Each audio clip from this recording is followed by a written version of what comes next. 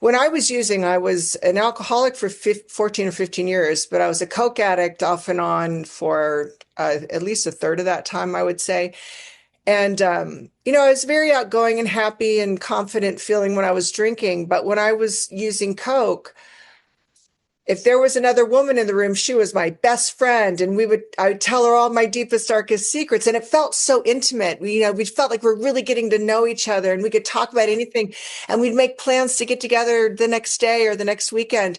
And I'd wake up sober and I'd be horrified that that I'd shared so many personal details, and I don't want to hang out with this person. It was all cocaine driven, but it felt like this it was a pseudo sense of intimacy, cocaine driven. It wasn't heart centered. It wasn't coming from a place of really wanting to connect with, getting to know this person, deciding where there's a nice rapport and compatibility here, and maybe we can make friends over time, and let me get to know her a little and let her get to know me a little. No, it's like, oh, let me just dump everything about me on you and learn all about you, and let's be best friends overnight. And it's pseudo intimacy.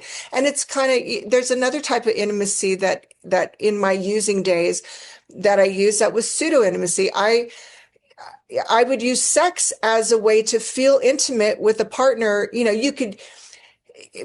Back then you'd go to a bar or a party or a club, you'd get drunk, find a guy that turns you on, flirt with him, go home, have wild, uninhibited sex. And if he was still there in the morning and you both woke up sober, you'd be very shy with each other, but maybe you'd exchange numbers and see each other again.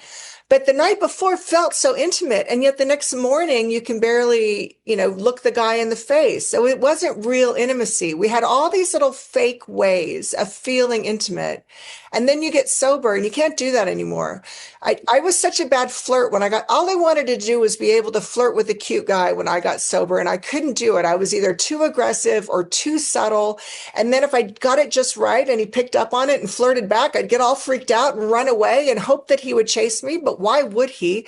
Like I just couldn't, I couldn't do anything that other people seemed to kind of figure out in high school and college.